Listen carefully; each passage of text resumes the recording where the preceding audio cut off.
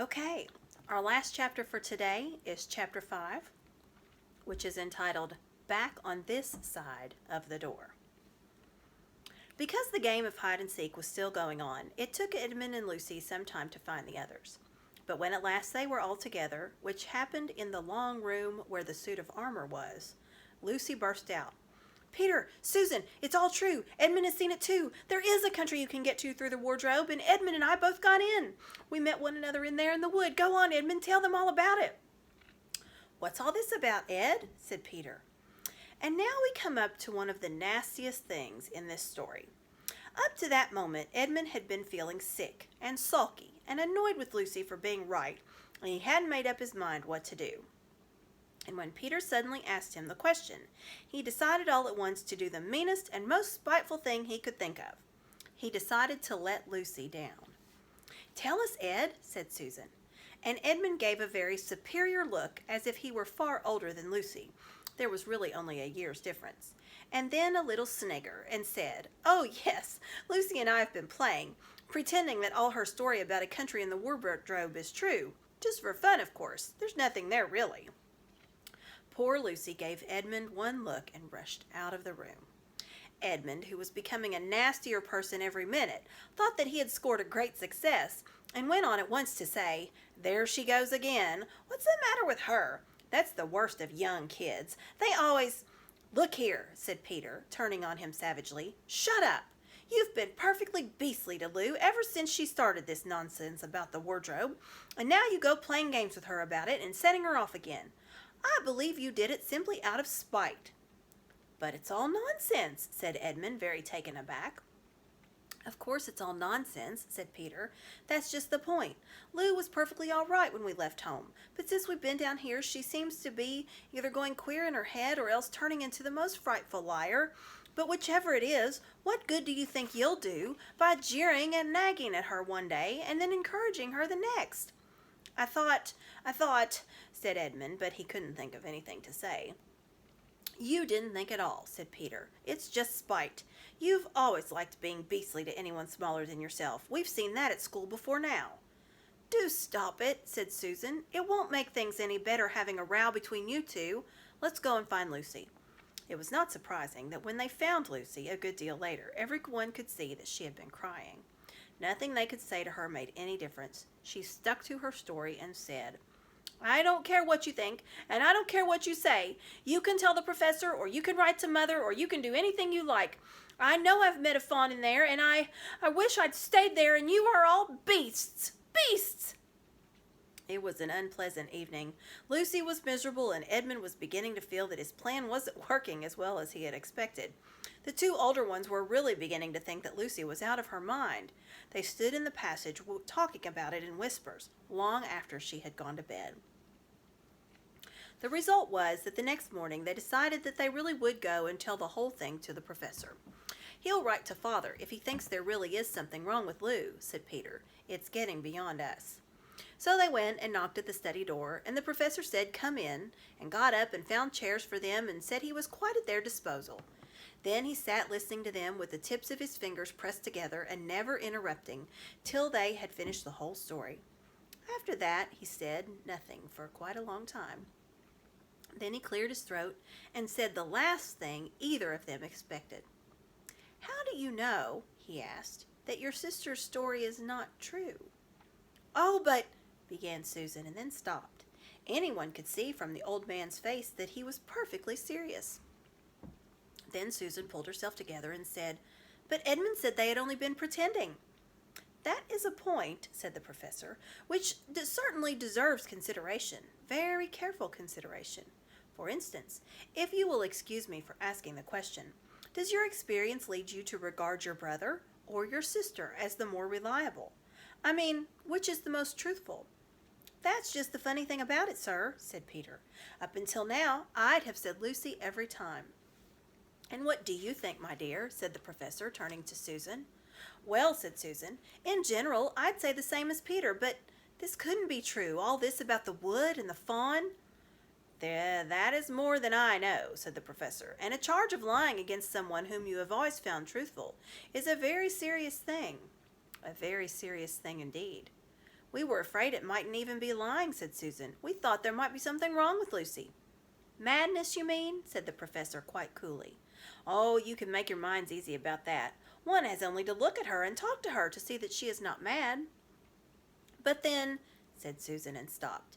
She had never dreamed that a grown-up would talk like the professor, and didn't know what to think. Logic, said the professor half to himself. Why don't they teach logic at these schools? There are only 3 possibilities. Either your sister is telling lies, or she is mad, or she is telling the truth. You know she doesn't tell lies, and it is obvious that she is not mad.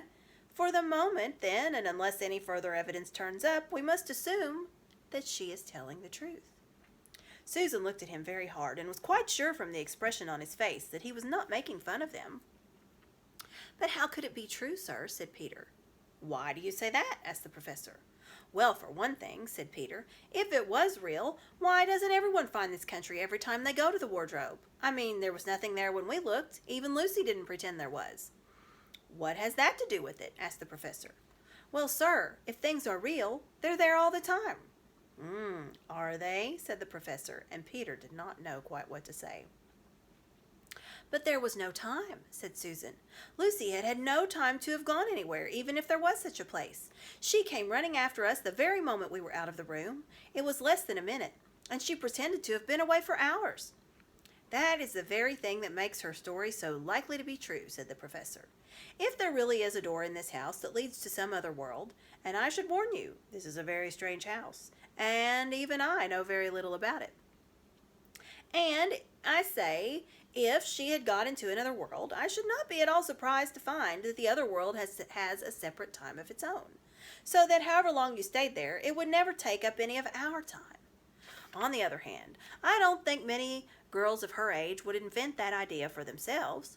If she had been pretending, she would have hidden for a reasonable time and then come out and tell her story. But do you really mean, sir, said Peter, that there could be other worlds all over the place, just around the corner, like that? Nothing is more probable, said the professor, taking off his spectacles and beginning to polish them, while he muttered to himself, I wonder what they do teach them at these schools. But what are we to do? Asked Susan. She felt that the conversation was beginning to get off of the point.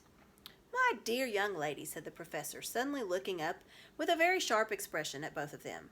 There is one plan which no one has yet suggested, and which is well worth trying. What's that? Asked Susan.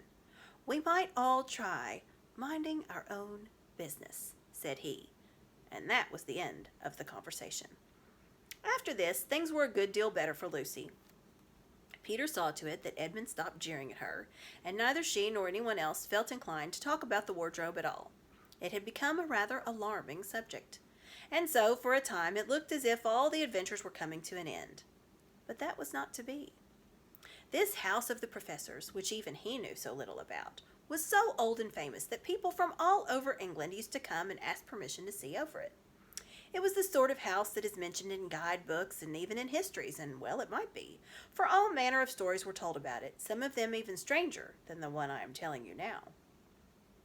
And when parties of sightseers arrived and asked to see the house, the professor always gave them permission, and Mrs. Macready, the housekeeper, showed them around, telling them about the pictures and the armor and the rare books in the library. Mrs. Macready was not fond of children, and did not like to be interrupted when she was telling visitors all the things she knew. She had said to Susan and Peter almost on the first morning, along with a good many other instructions, and please remember you're to keep out of the way whenever I'm taking a party over the house. Just as if any of us would want to waste half the morning trailing around with a crowd of strange grown-ups, said Edmund, and the other 3 thought the same. And that was how the adventures began, for the second time. A few mornings later, Peter and Edmund were looking at the suit of armor and wondering if they could take it to bits, when the 2 girls rushed into the room and said, Look out! Here comes the Macready, and a whole gang with her.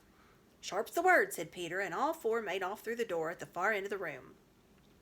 But when they had got out into the green room and beyond it into the library, they suddenly heard voices ahead of them and realized that Mrs. Macready must be bringing her party of sightseers up the back stairs instead of up the front stairs, as they had expected. And after that, whether it was that they lost their heads, or that Mrs. Macready was trying to catch them, or that some magic in the house had come to life and was chasing them into Narnia, They seemed to find themselves being followed everywhere, until at last Susan said, "Oh, bother these trippers. Here, let's get into the wardrobe room till they've passed. No one will follow us in here." But the moment they were inside, they heard voices in the passage, and then someone fumbling at the door, and then they saw the handle turning. "Quick," said Peter, "there's nowhere else," and flung open the wardrobe. All four of them bundled inside it and sat there panting in the dark. Peter held the door closed, but did not shut it. For, of course, he remembered, as every sensible person does, that you should never, never shut yourself up in a wardrobe. And that's the end of chapter 5. I will see you tomorrow when we will continue our read aloud.